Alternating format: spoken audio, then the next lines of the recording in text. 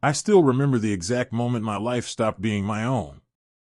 It was 0600 hours on a cold morning in November 1944, somewhere in the Ardennes forest, Belgium.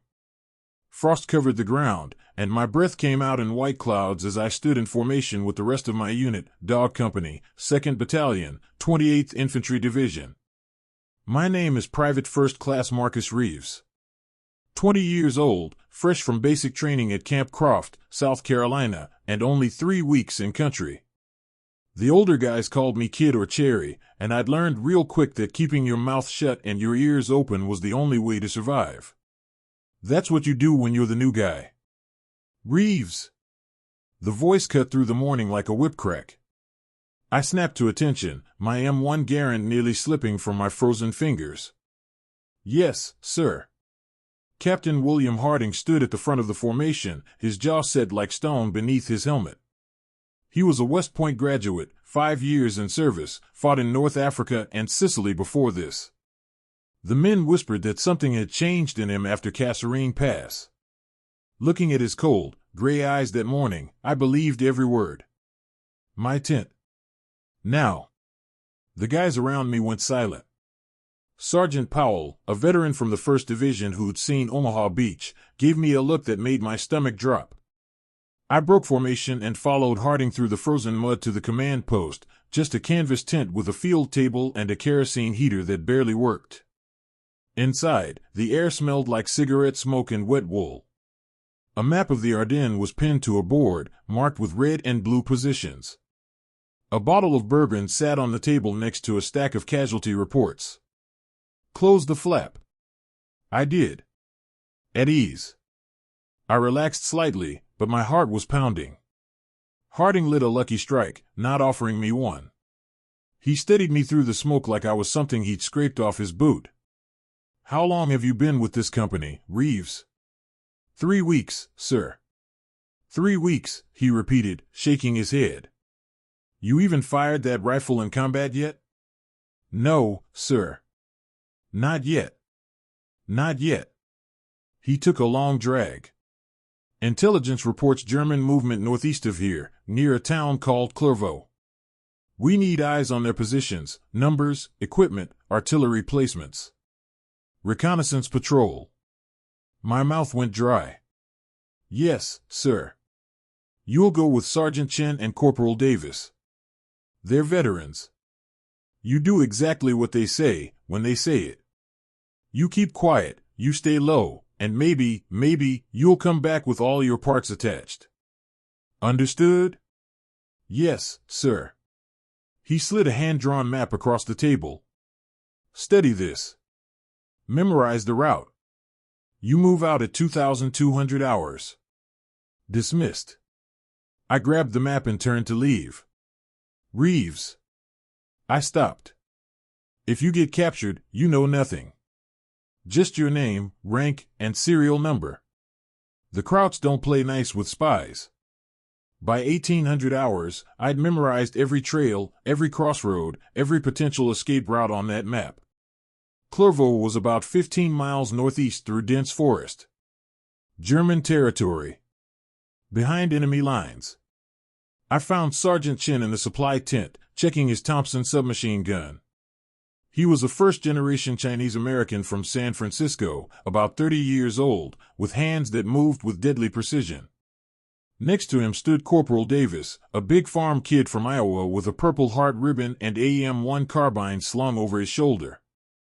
So you're the Cherry, Davis said, not looking up from the grenades he was organizing.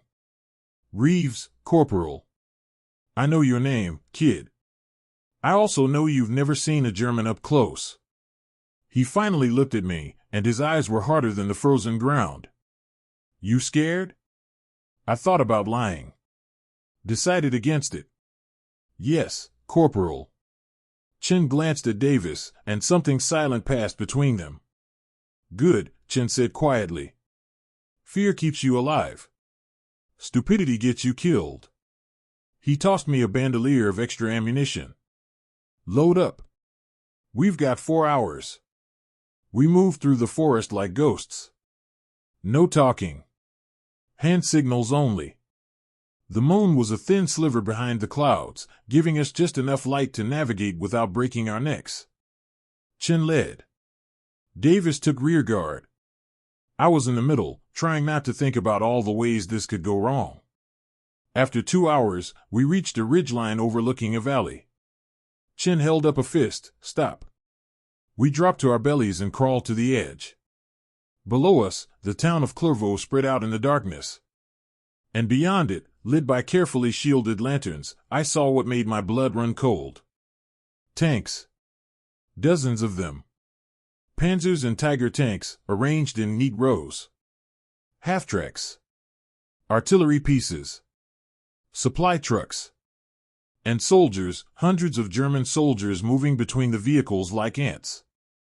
Jesus Christ, Davis whispered. That's a whole damn panzer division.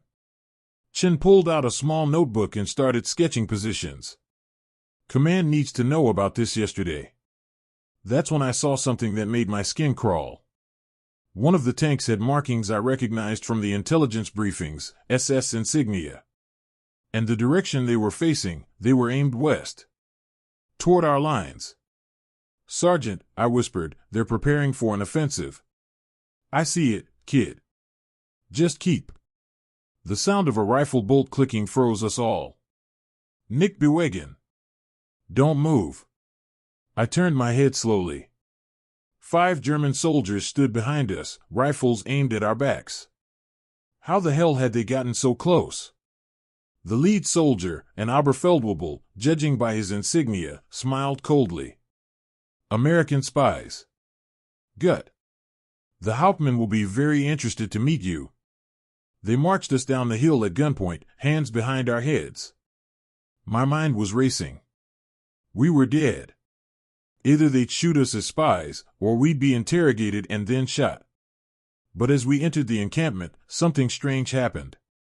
The Oberfeldwebel leading us suddenly barked orders to his men, and they split off, taking Chen and Davis in one direction while 2 soldiers forced me toward a different tent. Wait! I shouted. We stay together. One of the guards slammed his rifle butt into my back, sending me sprawling into the mud. Ruah! They hauled me up and shoved me into a command tent. Inside, a German officer sat behind a field desk, studying maps. He wore the uniform of a Hauptmann, captain, and when he looked up, I saw eyes that were weary and somehow sad. Sit, he said in accented English. I sat. He poured 2 cups of ersatz coffee from a pot on a small stove and slid one across to me. I didn't touch it. My name is Hauptmann Friedrich Weber, he said. You are? I kept my mouth shut. He sighed.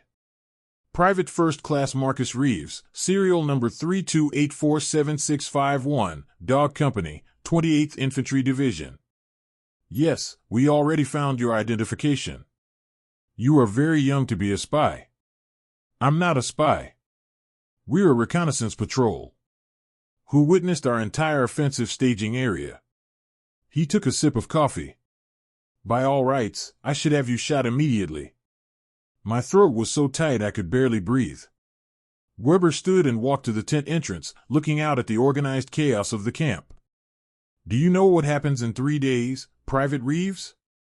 We launched the largest offensive of the war. Operation Wacht am Rhein. We will push through the American lines, retake Antwerp, and divide your armies. Why was he telling me this? He turned back to me. But I have a problem. There is a man in this camp, SS Sturmbannführer Klaus Richter.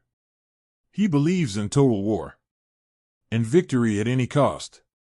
He has ordered that all American prisoners be executed tonight, before the offensive begins.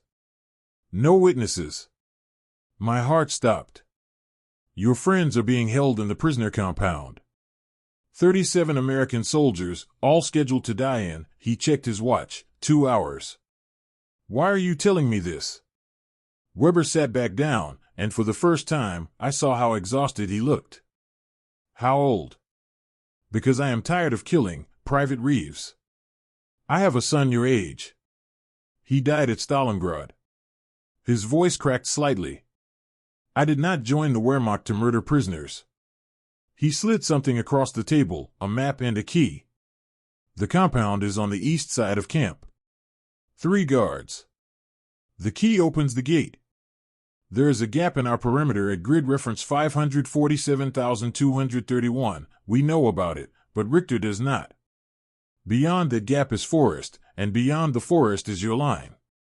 I stared at him, not believing what I was hearing. You're letting me escape? I am doing what my conscience demands. But understand this, if you are caught, I will be executed alongside you. So you will not be caught. You will free those men, and you will all disappear into the night like ghosts. His eyes hardened. And in return, you will tell your commanders what you saw here. You will tell them that an entire Panzer Corps is preparing to attack.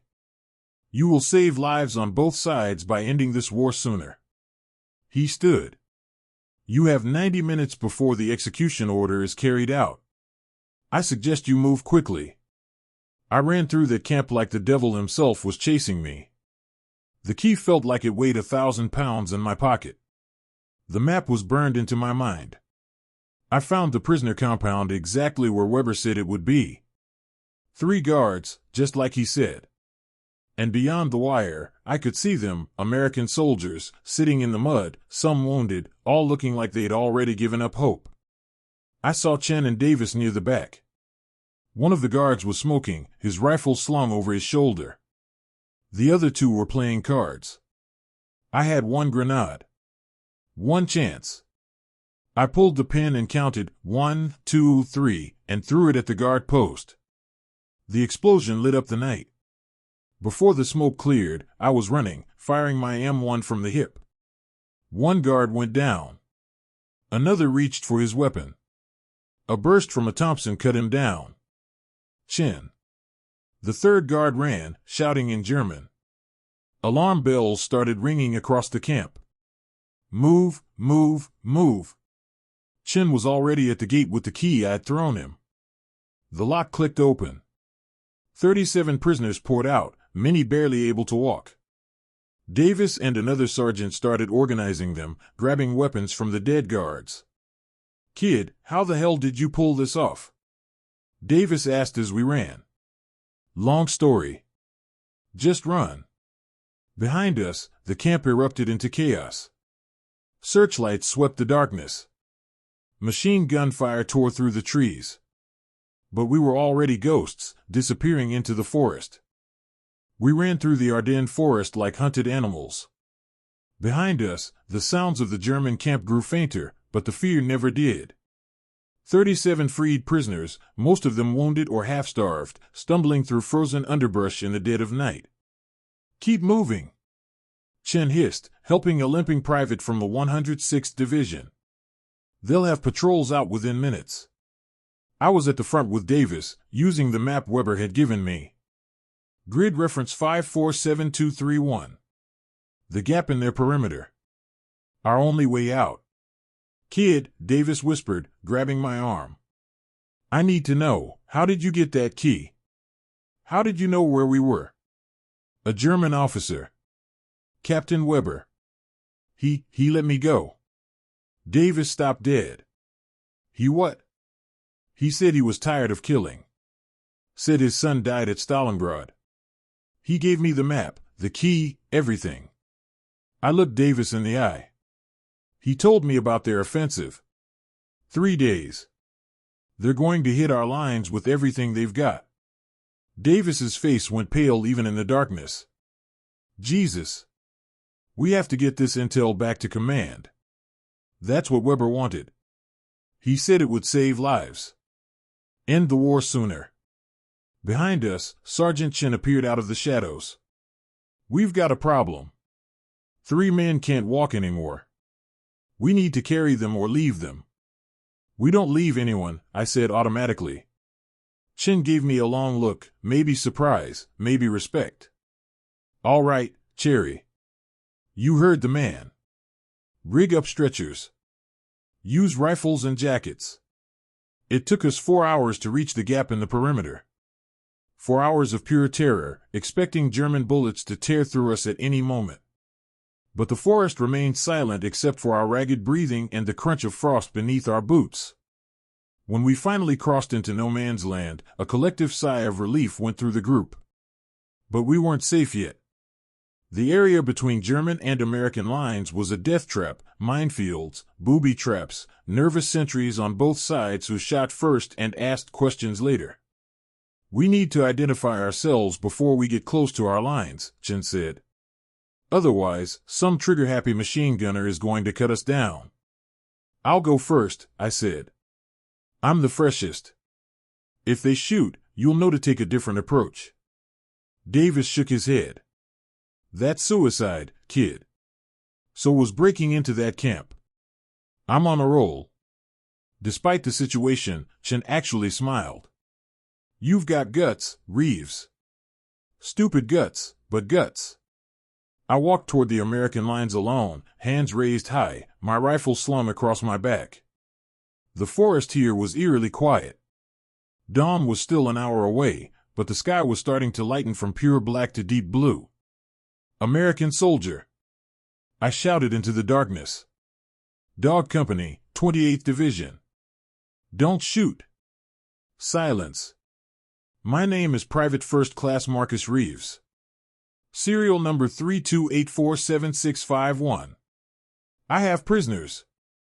We're coming in." More silence. Then, "Password." A voice called from the darkness. My mind went blank. Password. What the hell was the password? They'd given it to us before the patrol, but that felt like a lifetime ago. "Thunder!" I shouted, praying I remembered correctly. A long pause. Then, "Welcome." Relief flooded through me.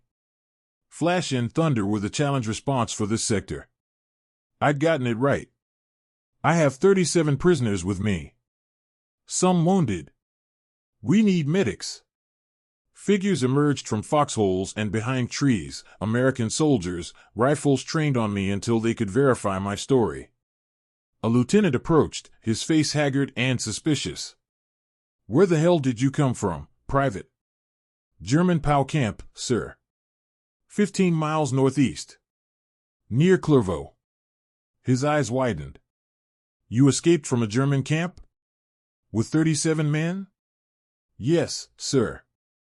"And sir," I grabbed his arm, not caring about protocol, "there's something you need to know. The Germans are massing for a major offensive.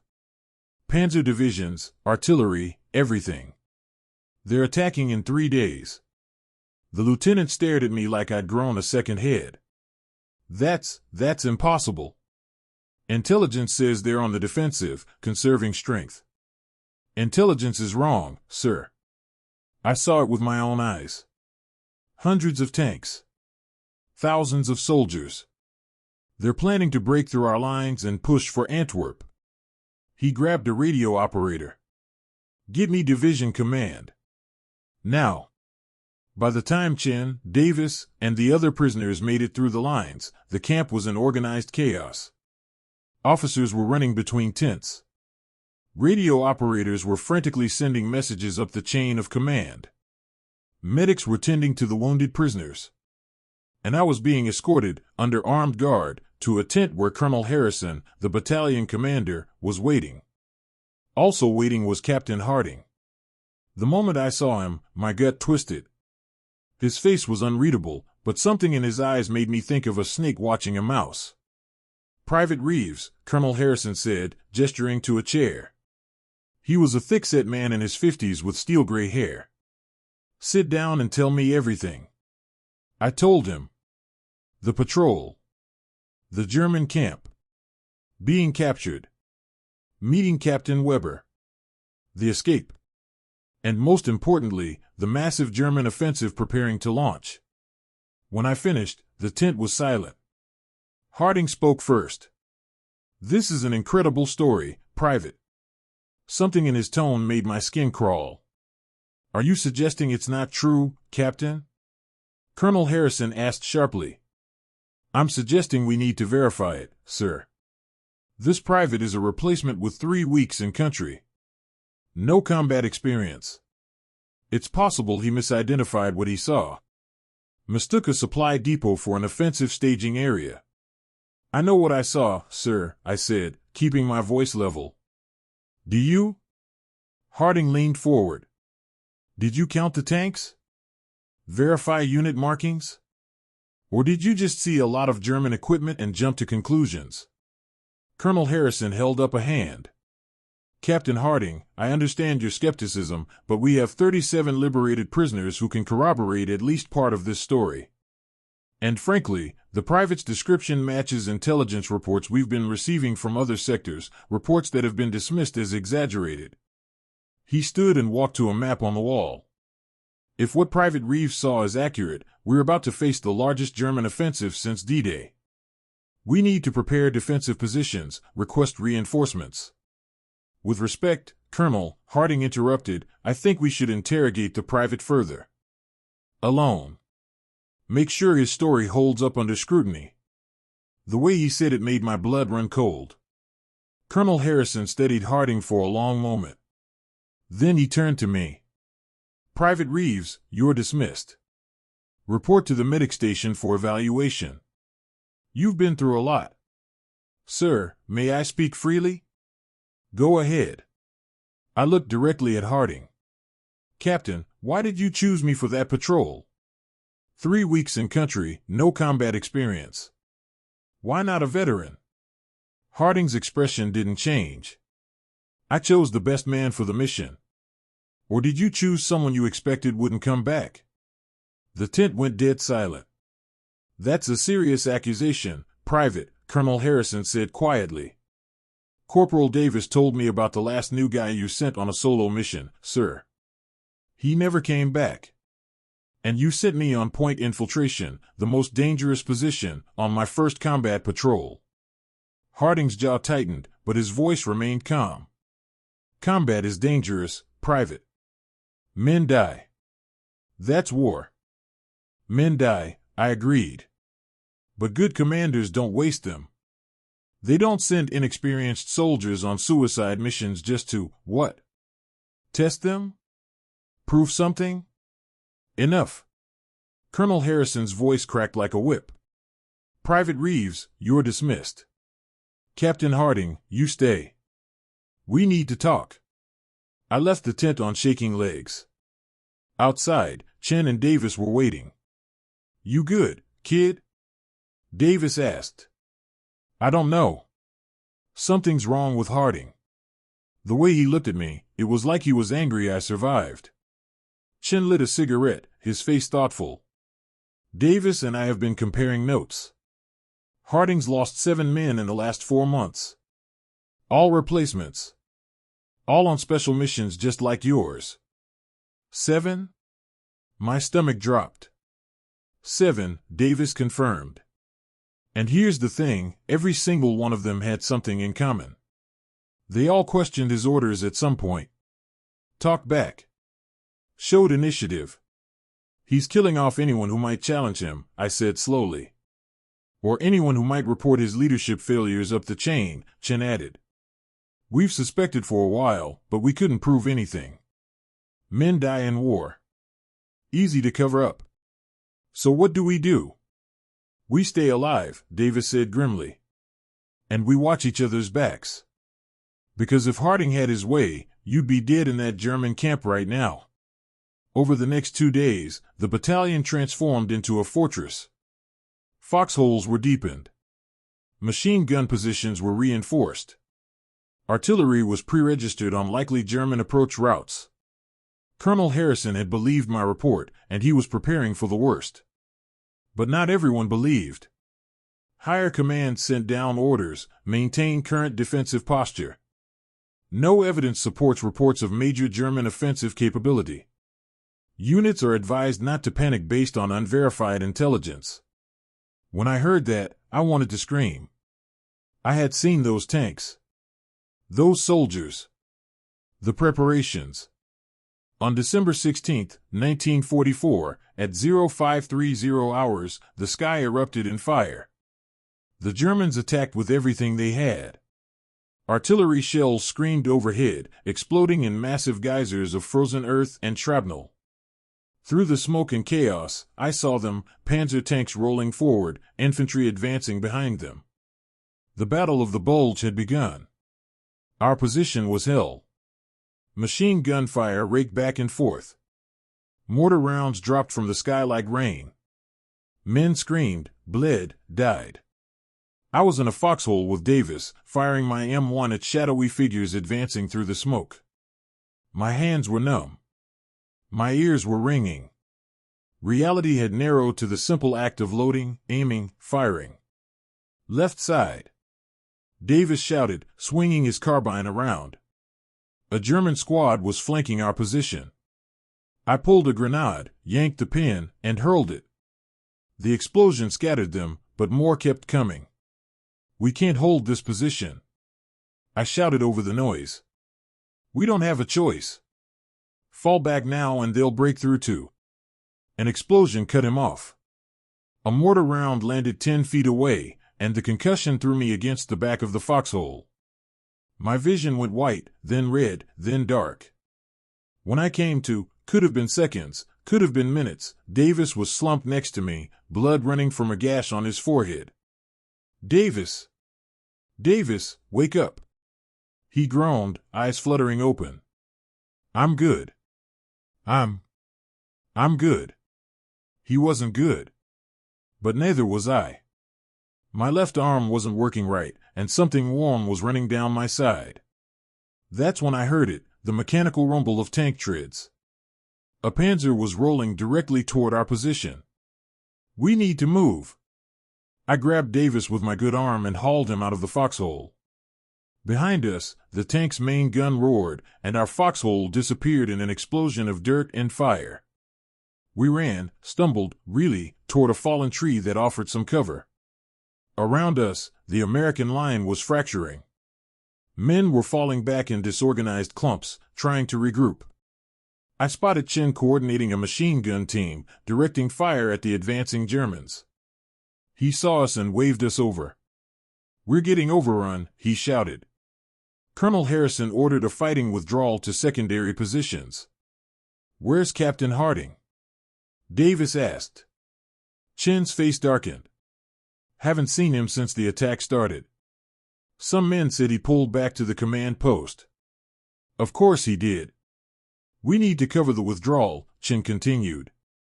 Davis, can you shoot? Davis wiped blood from his eyes and checked his carbine. Yeah. I can shoot. Good. Reeves, Chin looked at my arm, you're wounded. I can still fight.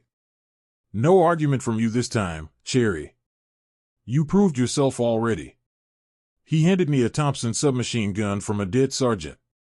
Grab extra magazines. We're going to make those bastards pay for every inch. For the next 6 hours, we fought a desperate rearguard action.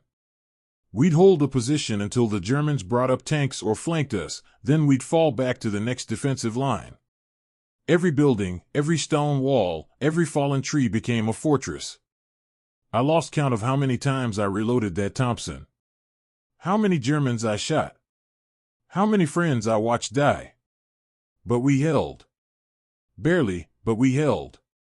By nightfall, we'd stabilized a new defensive line 2 miles back from our original positions. The German advance had stalled, at least temporarily. They gained ground, but they hadn't broken through. Not here. I collapsed in a trench next to Chin and Davis, my entire body shaking from exhaustion and adrenaline crash. You did good today, kid, Davis said quietly. Real good. We all did, I replied. Chin pulled out a dented canteen and took a long drink before passing it around. Reeves, that German captain, Weber. He saved our lives. You know that, right? Yeah, I said. I know. You think he's still alive? After helping us escape? I thought about those sad, tired eyes. About a father who'd lost his son to this war. I don't know. I hope so. So do I, Chin said. Because if there are more men like him on the other side, men who are tired of killing, maybe this war will end sooner than we think. 3 days later, after the situation had stabilized somewhat, I was summoned to battalion headquarters again. Colonel Harrison was there. So was a major I didn't recognize from division intelligence. Captain Harding was not there. Private Reeves, Harrison began, I want to thank you. Your intelligence about the German offensive gave us crucial hours to prepare. Higher command ignored the warnings, but we didn't. Because of that, we held our section of the line when other units collapsed. Thank you, sir, but I'm not finished.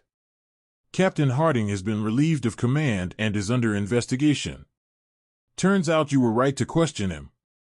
We've discovered evidence that he's been sending men on unnecessarily dangerous missions as punishment for minor infractions. 7 confirmed cases, possibly more. My hands clenched. The men who died didn't die in vain. Their sacrifice won't be forgotten. And thanks to you speaking up, no more men will die under his command. The major stepped forward. Private Reeves, the German officer who helped you, Captain Weber. Did he mention anything else? Any other intelligence? I thought about Weber's face. His words. I am tired of killing. He said he wanted to save lives. That sharing the intelligence would end the war sooner. I met the major's eyes. He's not our enemy, sir. Not really. He's just a man caught in a war he doesn't believe in anymore. The major nodded slowly. Noted. Dismissed, Private. Christmas Eve, 1944. 1 week into the Battle of the Bulge, and the Ardennes forest had become a frozen graveyard. Bodies, American and German, lay where they fell, too many to bury, preserved by the bitter cold like macabre statues. I stood in what used to be a Belgian farmhouse, now just 4 walls with half a roof. My left arm was in a sling, and my ribs were wrapped tight where shrapnel had torn through my side. But I was alive. That was more than I could say for a lot of guys. Reeves. Sergeant Chin appeared in the doorway, his breath fogging in the frozen air. Colonel wants to see you. All 3 of us. What's it about? Didn't say. But he looked serious. Davis was already waiting outside, leaning against a burned-out Jeep. His head wound had healed, leaving an angry red scar that disappeared into his hairline. You think this is about Harding? He asked as we walked. Could be, I said. They've been interrogating him for days. Chin spat into the snow. Whatever they do to him won't be enough. 7 men dead because of his ego. We found Colonel Harrison in a reinforced bunker that served as battalion headquarters. Maps covered every surface, marked with red and blue positions showing the ebb and flow of the battle. The situation had stabilized, but it was still desperate. Harrison looked up as we entered. He'd aged a decade in the past week, gray stubble on his jaw, dark circles under his eyes. Gentlemen. Close the door. We did. I'll get straight to it. Captain Harding has been court-martialed in absentia. Conduct unbecoming an officer, reckless endangerment, dereliction of duty. He's been stripped of rank and will face additional charges when this battle is over. In absentia, sir? Davis asked. Harrison's jaw tightened. 3 days ago, Captain Harding deserted his post. He stole a jeep and headed west, presumably trying to reach Paris or the coast. MPs caught him yesterday near Bastogne. He paused. He's being held in the stockade, awaiting transfer to a military prison. I should have felt vindicated. Instead, I just felt tired. There's more, Harrison continued. Before he deserted, Harding sent a message to German intelligence. He offered to trade information about our defensive positions in exchange for safe passage through their lines. The temperature in the bunker seemed to drop another 20 degrees. That son of a bitch, Davis breathed. He was going to sell us out. The message was intercepted before it reached German command, Harrison said. But the intent was clear. Harding will hang for treason if he doesn't get shot first. Chin asked the question we were all thinking. Did any of his information get through?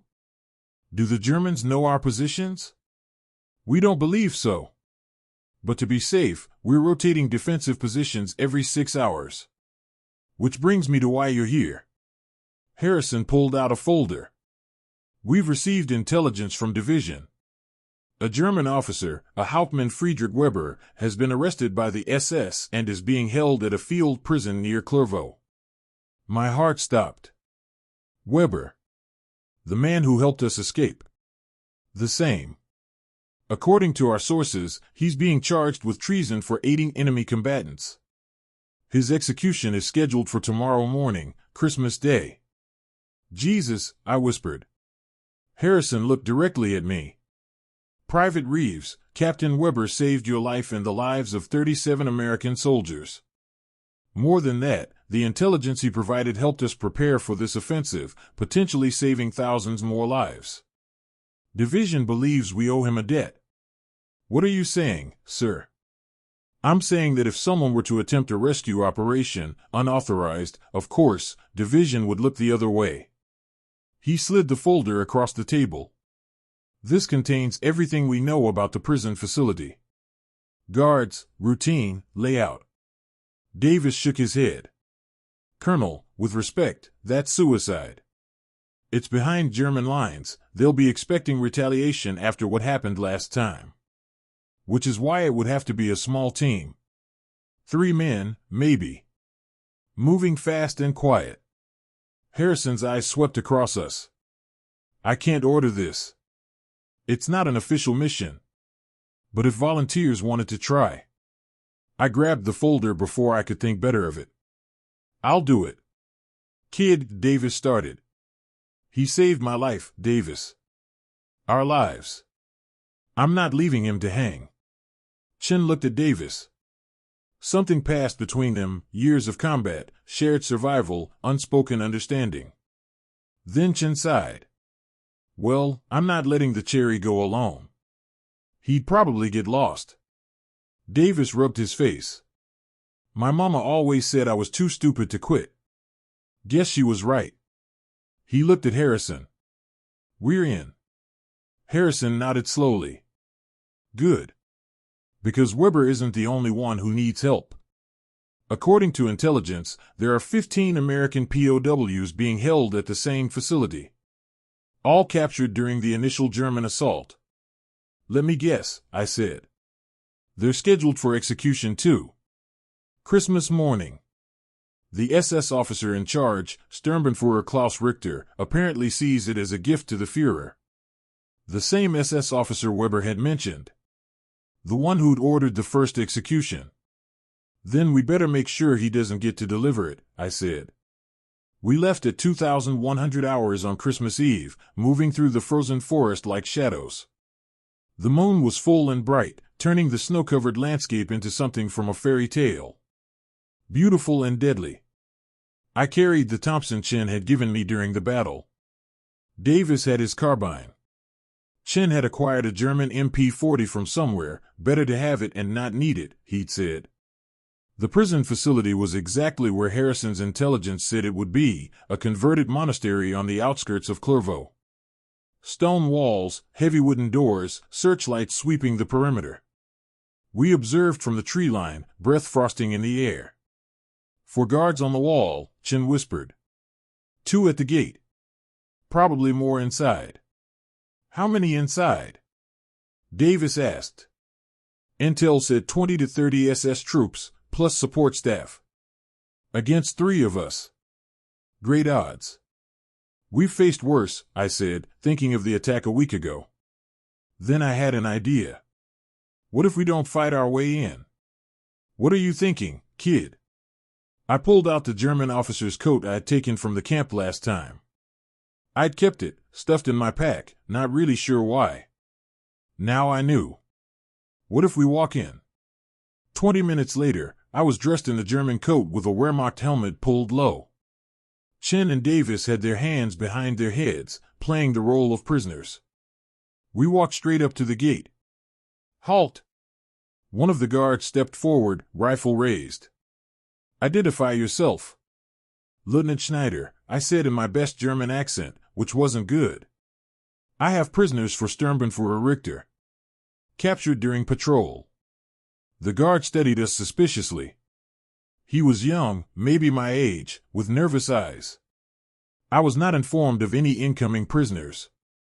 Of course you weren't, I said, injecting arrogance into my voice. The Sturmbannführer doesn't tell gate guards his plans. He tells officers. Now open this gate before I report your obstruction. The guard hesitated, looking at his companion. The other guard shrugged. Papers? The first guard asked. I pulled out the folded documents Weber had given me, his own identification papers. I was gambling that in the dark, and the chaos of battle, one German officer's papers would look like any others. The guard glanced at them, barely reading in the dim light. Then he nodded and opened the gate. We were in. Inside the monastery, German soldiers moved through stone corridors lit by electric bulbs and oil lamps. I kept my head high, my bearing confident, even though my heart was trying to beat out of my chest. Where are the prisoners held? I asked a passing Oberstfreiter. East Wing, Lieutenant. Cell Block B. And Sturmbannführer Richter? Command room, second floor. I nodded curtly and kept walking. Chen and Davis followed, playing their roles perfectly, defeated, exhausted prisoners being marched to cells. We found the cell block exactly where the soldier said. 2 guards sat outside, playing cards and drinking something from a flask that definitely wasn't water. More prisoners? One asked, standing unsteadily. The Sturmbannführer's orders, I said. Open the cells. All of them? Do you question the Sturmbannführer's orders? That sobered him up quick. No, sir. Of course not. He fumbled with keys, unlocking the heavy door. Inside, the smell hit me first, unwashed bodies, blood, fear. 15 American soldiers looked up from stone bunks, hollow-eyed and hopeless. Then I saw him. Captain Friedrich Weber, sitting alone in the corner of a cell, still wearing his Wehrmacht uniform but stripped of insignia and rank. His face was bruised, one eye swollen shut. Our eyes met. Recognition flashed across his face, followed by disbelief. On your feet, prisoners, I said in English, dropping the German accent. We're leaving. Reeves? Weber's voice was hoarse. How? Long story, Captain. Tell you later. I turned to the guards, who were staring at me in confusion. Before they could react, Chen and Davis moved. 2 quick punches. The guards dropped like stones. Let's move, people, Chen said, grabbing keys and weapons. We've got maybe 5 minutes before someone sounds the alarm. The American prisoners stumbled out of their cells, barely believing their luck. I helped Weber to his feet. He was thinner than I remembered, beaten down, but alive. You came back for me, he said quietly. You saved 37 of us. Seemed only fair to return the favor. There are 16 of you here. I'd say you're coming out ahead. Despite everything, I smiled.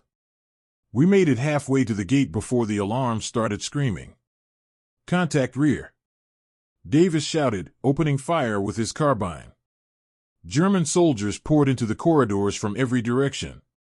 We ran, firing as we went. The American prisoners grabbed weapons from fallen guards, suddenly soldiers again instead of victims. An SS officer appeared at the top of the stairs, tall, cold-eyed, with death's head insignia on his collar. Sturmbannführer Richter. Kill them all, he screamed in German. No prisoners. Bullets tore through the air. I pulled Weber behind a stone column as masonry exploded around us. The gate's blocked. Chen shouted. Too many of them. There's another way, Weber said, grabbing my arm. The catacombs. They connect to the old church next door, and from there to the street. Show us. We ran deeper into the monastery, down stone stairs worn smooth by centuries of use. Behind us, German soldiers were closing in, their shouts echoing off ancient walls. The catacombs were a maze of tunnels lined with skulls and bones from centuries past. Our flashlights cut through the darkness, creating dancing shadows that made my skin crawl. "This way," Weber said, moving with surprising confidence despite his injuries.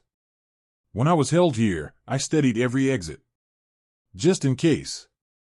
In case American commandos came to rescue you?" Davis asked. "In case I decided to leave on my own terms rather than hang." We emerged into the ruined church, walls still standing, but the roof open to the stars. Snow drifted down through the gap, peaceful and quiet, completely at odds with the chaos behind us. "There." I pointed to a break in the wall facing the forest. "Everyone move." We were 20 feet from freedom when Richter appeared in the church doorway with a squad of SS troops. "Halt!" His voice echoed through the ruins. "You will not escape." We stopped, weapons raised. Richter's men fanned out, cutting off our route to the forest. 30 meters to cover," Chen muttered. "Open ground. We'd lose half our people." "Then we fight here," I said. "Against 20 SS troops? Kid, that's—" "I know what it is." Weber stepped forward, hands raised. "Sturmbannführer Richter.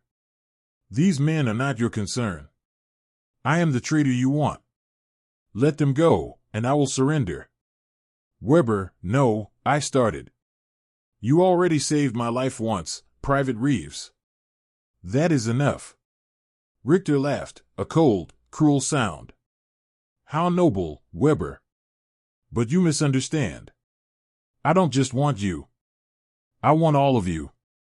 The Führer will be pleased when I deliver not just a traitor, but American commandos who dared penetrate our lines." He raised his hand to give the order to fire. Then the world exploded. American artillery shells screamed down from the sky, impacting all around the monastery. The diversionary bombardment Colonel Harrison had promised, timed perfectly. In the chaos and confusion, we ran. We ran through explosions and gunfire, through smoke and snow. German soldiers fired at our backs, but the artillery kept them disorganized, scattered. I pulled Weber along when he stumbled.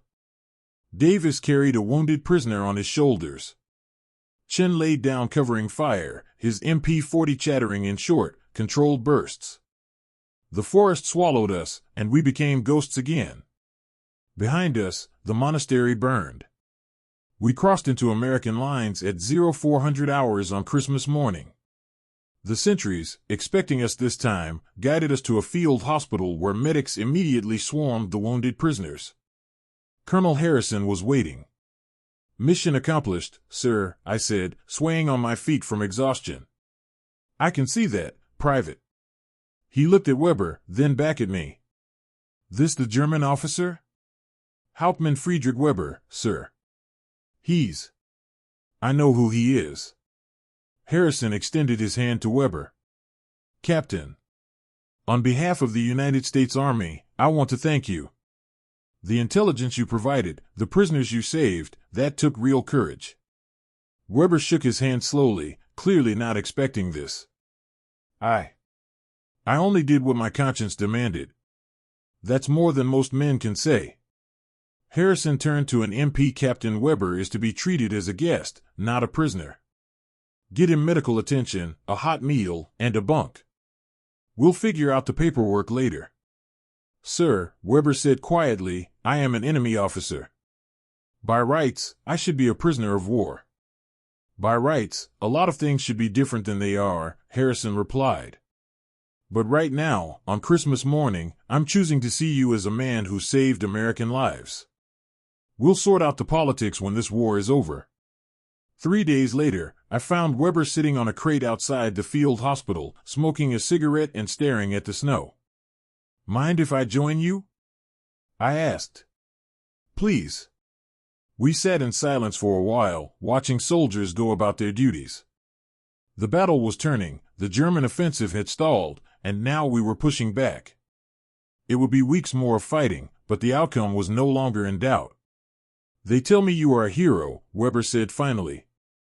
"You and your friends.